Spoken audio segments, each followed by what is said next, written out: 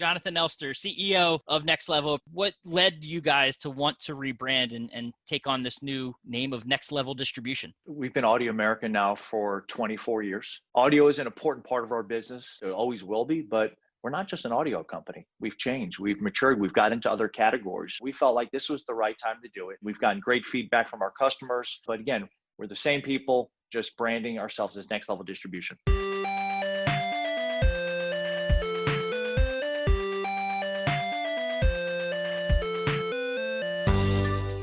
Welcome back into the Independent Thinking Podcast. This is your host, Rob Stott.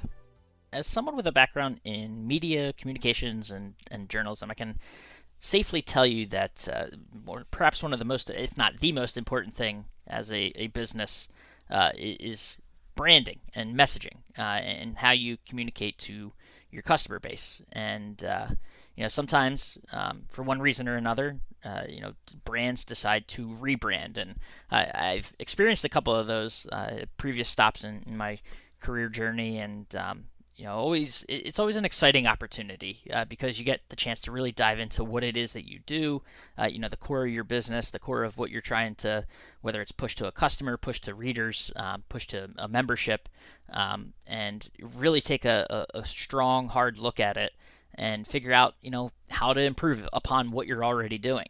And recently, in our space, we had the opportunity to witness a rebrand happen with Next Level Distribution, previously known as Audio America. Recently had the chance to sit down too and talk with Jonathan Elster, the CEO of Next Level, about that rebrand and see what it was like for them and what they went through with the reasoning behind it, as well as what the process was like as they ventured into this new era as Next Level.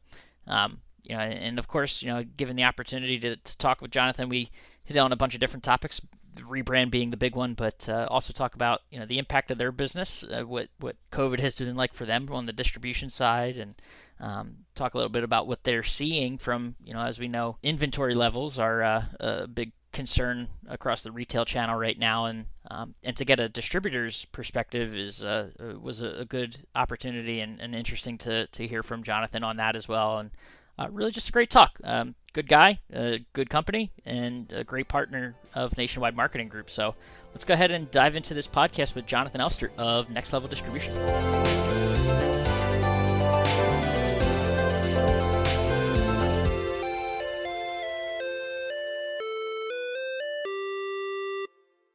All right, we are back on the Independent Thinking Podcast, and thrilled right now to be joined by a guy that been a little busy this year. 2020 has been a fun year for Next Level Distribution, and Jonathan Elster, CEO of Next Level. Appreciate you, end of year here. I know this is a crazy time for you guys, so I appreciate you sparing a few minutes and hopping on the podcast and chatting with us. Yeah, Rob, it's a pleasure to be here. Thanks for inviting me and looking forward to our conversation. Yeah, absolutely. So, before we dive into Next Level, because I know that name is a new name to people in this space. They may know the previous iteration of Audio America. But before we get into the rebrand, I want to start with you personally. Give us a little bit of a background on, your path to Next Level and kind of your journey through the distribution side of retail. Yeah, so I've been in distribution now about 25 years. Feels like a little bit longer, but it's been an amazing run. I started back in 94, 95 in sales for another distributor. I spent 18 years there, really learned a lot about overall distribution, served in many capacities, but mostly sales and marketing. So spent 18 years at that company. I had a great run, amazing organization, a lot of international distribution as well, more on the computer side versus the consumer electronics side, and came on over to Audio America about 8 years ago. And it's been amazing, very different. When I say different, smaller company. I was with a public company in my prior life, so nice to be with a family-owned organization, significantly smaller, and it's been amazing. Really, the growth has been tremendous. The team that I'm able to work with on a daily basis is amazing. I'm all about culture, so I'm all about we have numbers to hit. We have goals, objectives, of course, but at the end of the day, we want to have fun in what we're doing. And that's a main driver within the organization. And it's been incredible. We've seen a lot of changes. Distribution is always changing. But within the company itself, we've had a lot of changes over the last several years. We're still that regional distributor. However, we have that national footprint from a distribution standpoint. Oh, that's awesome. And you mentioned that time in kind of this career history and whatnot. It feels like 2020 has been several of those years in one. I know it's been a bit of a challenging year, so this feels like 5 years in one, the way it's gone. But it's been a little bit of a different year this year. Yeah, it's been a interesting year, difficult for a lot of people, both personally and professionally. So we've tried to do as much as we can for, number one, our employees, of course, to make sure they're safe. They're in a safe environment. We've been fortunate enough where we've been open since day one. As a distributor, we're shipping boxes. Of course, we accommodated where we had several employees, maybe 50 or so out of the 120 that worked from home. Again, where our IT department was able to get them set up very quickly. But other than that, I've been in the office since day one. However, of course, we take every necessary precaution. But yeah, it's been a challenging year, but a lot of positives have come out of it. We've become closer as an organization. We've gotten closer to our customers in a weird way since we're not in front of them. But Right. it's overall, it's been a tough year. But again, with a lot of positives again that have come out of this, and so far we're going to end on a really strong. Some really strong numbers. The interesting thing to think about too is that distribution at its heart is, I mean, it's a business of getting product to and from places, That's right. and at a time where people were asked to stay still. So I mean, that's kind of, you guys, not to say you fly in the face of these stay-at-home orders and stuff, but like that is your business, is that you've got to get to and from places. So I mean, that had to present some pretty unique challenges for you, or did it present some pretty unique challenges for you guys as a company and for the distribution space? Absolutely. There was initially, providing a lot of networking product. More and more people are working from homes. Networking is a big category for our customers, and obviously the consumer demand on networking product was huge. So we were able to secure a significant amount of inventory and networking products to provide our dealers on the IT side laptops. They were going fast, but we were able to provide laptops, and then of course people were staying home. So the whole home entertainment, sports were canceled initially. Yeah. People are staying home. The people that usually would spend money on you going to games or going to a live events were now wanting that experience in their home. So we've been fortunate enough to take advantage of that. However, on the flip side, we made it very easy for our customers to procure product. We had curbside delivery. We had local delivery. We have 24-hour pickup at all 7 locations. So dealers are able to come to our locations, in the middle of the night, before work, after work, before church, after church, whatever it is. So we made it as easy as possible for our customers to be able to get product, because most of our dealers rely very heavily on distribution. They want that just-in-time inventory feel, and that's what we provide as a distributor. So we were able to accomplish that. And there were other dealers that were really challenged. They were closed. They didn't have the financial resources to pay their bills, quite honestly. So what, of course, we did, we stepped up, we extended their terms. Our customers that have supported us for years, we've been there for them. We continue to work with a lot of them because they'll pull out of this. They're strong, they're survivors, especially in this industry. So again, it's really rewarding. The team has worked really hard to make sure we take care of our customers and, of course, take care of our employees. Any unique challenge, obviously as you're going through something like COVID and everything we've all faced, it's been unprecedented, unique to say the least. Is there anything, you try to, not forecast isn't the right word, but you try to prepare for, anything that you could face, obstacles, hurdles, things like that. Anything that, sort of caught you guys off guard that you had to tackle over these last, 10, 11 months? I would say, obviously, inventory in certain categories. We didn't foresee the allocation issues that we've seen. Luckily, we have extremely strong vendor partners that we've worked with very closely. So there definitely allocation of inventory has probably been the biggest challenge, trying to make sure we can support our dealers. So that would be one of the biggest challenges. And of course, the next thing is, we're so used to being in front of dealers. We have inside and outside sales reps in all of our territories. So we like that. We're not just salespeople that sit inside a room and make calls. Again, that's part of it, of course, but it's getting in front of the dealer. So we had to adapt. It's more video calls, more of virtual trade shows, kind of like Nationwide has done with Primetime, the success that was fantastic.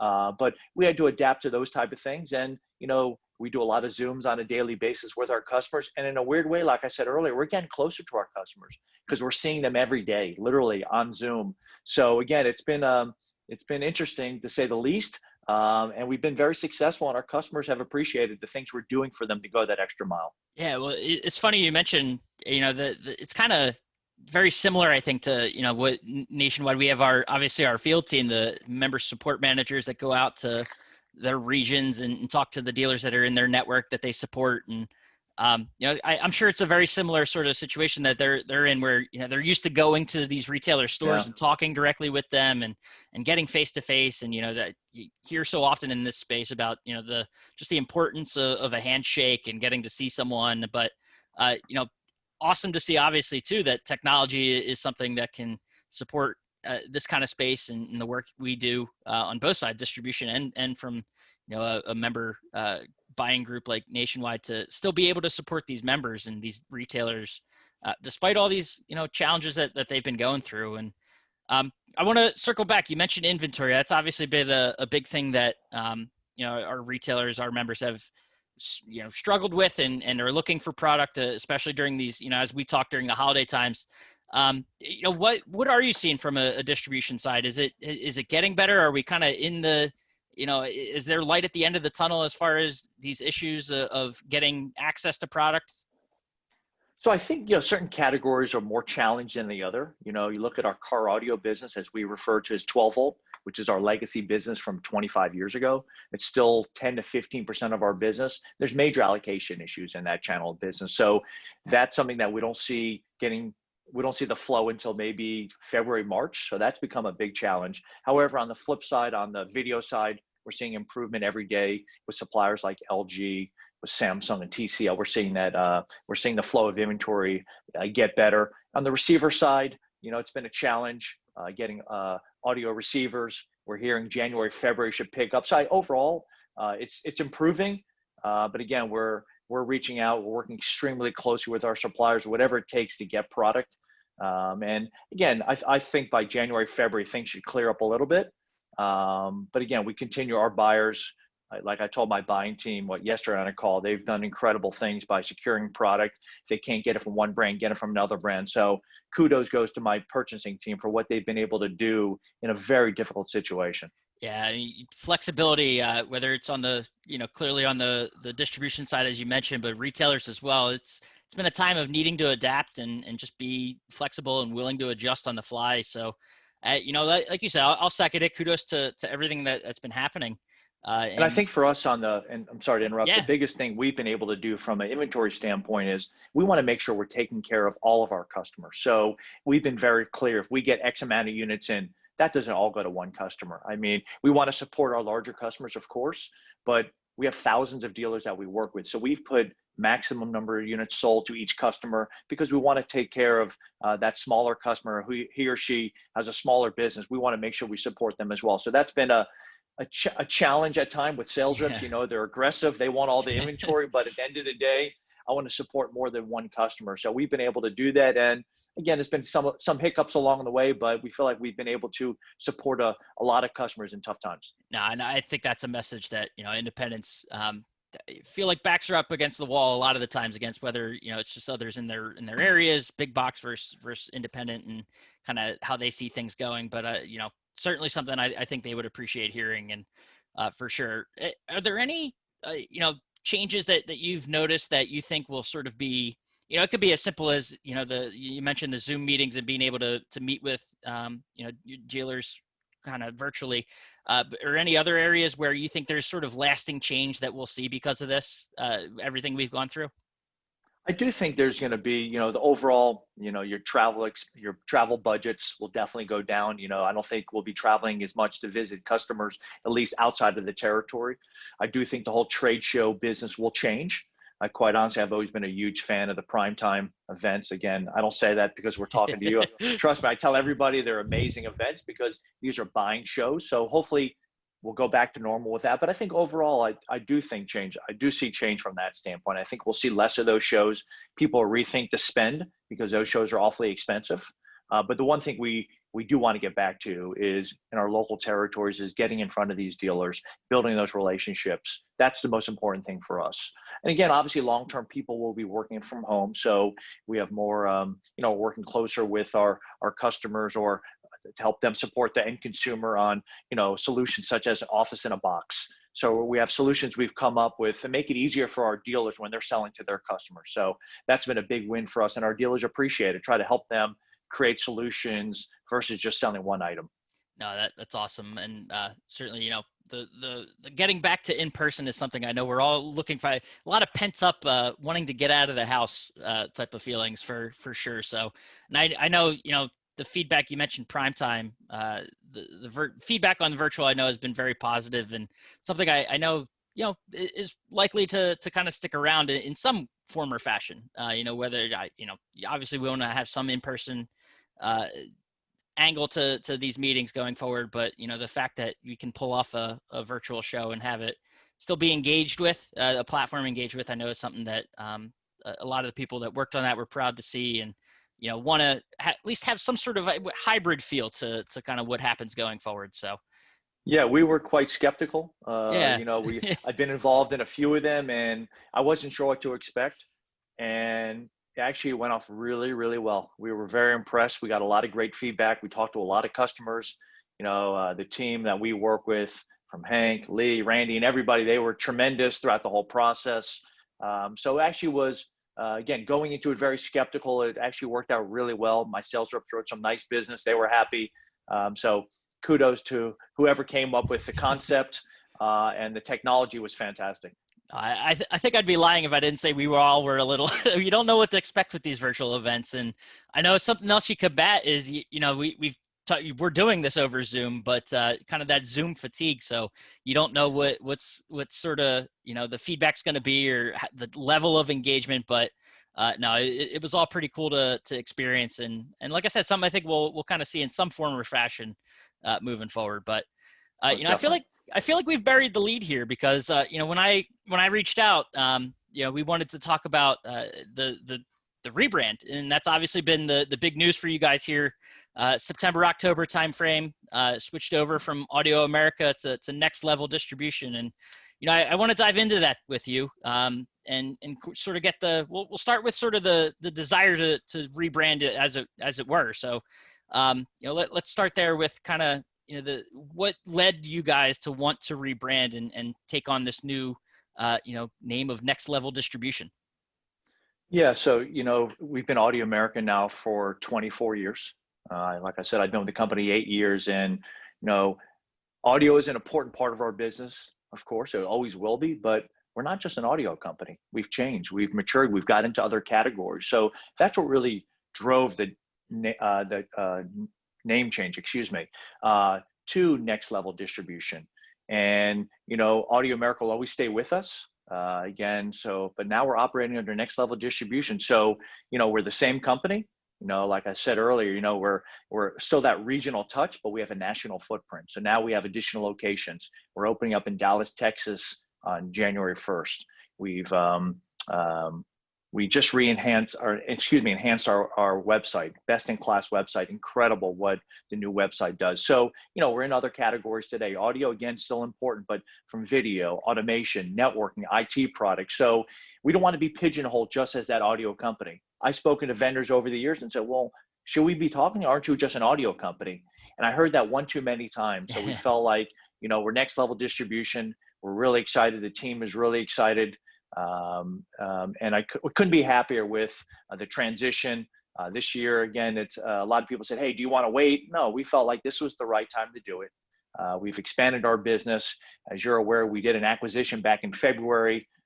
That integration has been fantastic. We acquired 40 incredible people, 3 locations in the Midwest, in Chicago, in Minnesota, Wisconsin. So we're a little bit bigger. We're stronger. We have additional brands that we've brought on board, but overall, it's been an incredible integration. The name change has been a huge win. We've gotten great feedback from our customers. But again, we're the same people, just branding ourselves as Next Level Distribution. So I bring kind of a unique perspective to this, because as you know, you and I go back a little bit prior to my Nationwide days, and being part of a media company, and then even prior to that, I've working in editorial, have seen a couple of rebrands of whether it was a publication or website. I know what those meetings are like, and sort of what the creative process that goes into that. So I want to kind of get your take on, what were those talks like as you're coming up with a name, coming up with a look and feel. What was it like to go through that process for you guys? Luckily, we had a great team. It was myself and 6 others that did literally met every week. First of all, coming up with the name, coming up with the logo, working with an incredible marketing company down in South Florida. So those were interesting long meetings. A lot of differences of opinions, but that's what we wanted. We wanted to throw everything against the wall and see what made sense. At the end of the day, everybody was really proud of what we've produced. But a lot of support from the entire company. Of course, everybody's really excited about getting all the new swag, the sweatshirts, the hats, and all that stuff. That was kind of cool. New business cards. But no, we had some incredible meetings. Again, the team worked really hard to make it seamless. The biggest thing was we don't want to stop our business. As far as even from a business perspective, we are still Audio America. However, the DBA is Next Level Distribution. So even from a credit app standpoint, from vendor contracts, we wanted to make that seamless, which is why we kept, as a corporation, it's still Audio America, again, doing business as Next Level Distribution. So we'll continue to brand under Next Level. We have a Next Level Innovations company now that we're exploring new products, new categories under other brands. So a lot of cool things going on behind the scenes for 21 and 22. Yeah, and without diving, obviously you don't want to give away anything that you guys might be doing or what might be coming, but what is sort of the impact from what you guys can do as Next Level, that maybe you couldn't just as, and you've already touched on it a little bit, but maybe dive a little deeper on what might be possible, as Next Level, as opposed to just Audio America. Yeah, I think it's mostly around categories of products. Again, the days of just selling audio, we're in so many other categories right now, and so many of our customers that we work with. So we have 4 channels of business. We have our core custom install business. We have our car audio business. We have our buying group business, which is obviously under for the Nationwide Buying Group, and then we have our e-com fulfillment business, where we ship direct to consumer on behalf of large multinational customers. Roughly about 1 million orders a year. And what we've seen happen is we have experts in each channel of business, but it's not just one category now, it's multiple categories across IT, across consumer electronics. We have some home office products. We have some small appliance products. So it allows us to get into other categories. And again, it made it a challenge with Audio America. And now with our new website, like I said earlier, it's incredible. It makes it very easy for our dealers to access product, buy product, pay for product, whatever they want to do within our new website. So really excited about that. Yeah, and I think you've kind of dispelled the any questions that members might have about this, but as far as doing business with Next Level, is it any impact on Nationwide members as far as how they work with you guys, or anything like that they'd have to consider? I think from a day-to-day mechanical standpoint, no. Same sales rep, same credit application that we have in place, same agreement that we have in place. But the benefits are we have additional distribution centers. We have additional brands, additional categories. We have that dedicated sales force focused literally solely for your members. Just-in-time inventory. So now we have 7 distribution centers, 7 24-hour pickup locations. As I mentioned, Dallas is opening up next month. So again, from mechanical, no major changes, just additional resources and services that we'll be offering. And of course, more to come that maybe we speak about on the next one. But again, that's really the major change for your members. No, that's awesome. And I see what you did there. A little plug about future episodes of the podcast. Now I got to invite you back. So that was very smoothly done. Of course. Looking forward to it. We will certainly have some fun. But no, I think, it's always cool to see rebrands happen. And obviously the outcomes, you kind of, as you're going through the process, I know internally the nerves about how will it be received, and did we do this right? Are you thinking of everything? They're very interesting processes to go through, and I know how difficult they can be. So I can just again, kudos to you guys for pulling it off. I think it all looks great. You mentioned the website, just a phenomenal website. So to dive around and kind of get to know you guys a little bit more, and it's just it'll be cool to kind of see where you have it going. I know you know, as you mentioned, a lot of different ways it can go, and things in the works. So it'll be cool to follow going forward. And I look forward to having you back on. So we can plan that out for early next year. So Yeah, I'm looking forward to, we're optimistic. 2020, like we said, has been a challenging year, but we've had some last 4 or 5 months have been incredible. We've been very fortunate. Again, everybody's working extremely hard to be able to take care of our customers, and we expect big things in 2021. I mean, we're extremely optimistic about the growth with all four parts of our customer base. So excited about the next several months. We still have 17 selling days left this month. Yep. So it's been an interesting year, but 2021 is going to be an incredible year for all of us in the channel, I think. That's awesome. Fingers crossed. Well, I'd say fingers crossed, but I think we're like you mentioned, we're on a good path, and it'll be fun to follow as we flip and say goodbye to 2020 and get into this new year. So, but That's Jonathan, sure. I appreciate the time, and awesome diving into not even just the rebrand, but everything else, and kind of getting a glimpse at how you guys have navigated this interesting year, to say the least. But appreciate it, and like you said, look forward to having you back. Yeah, thanks so much. I appreciate it. I look forward as well, and happy holidays, and speak to you soon.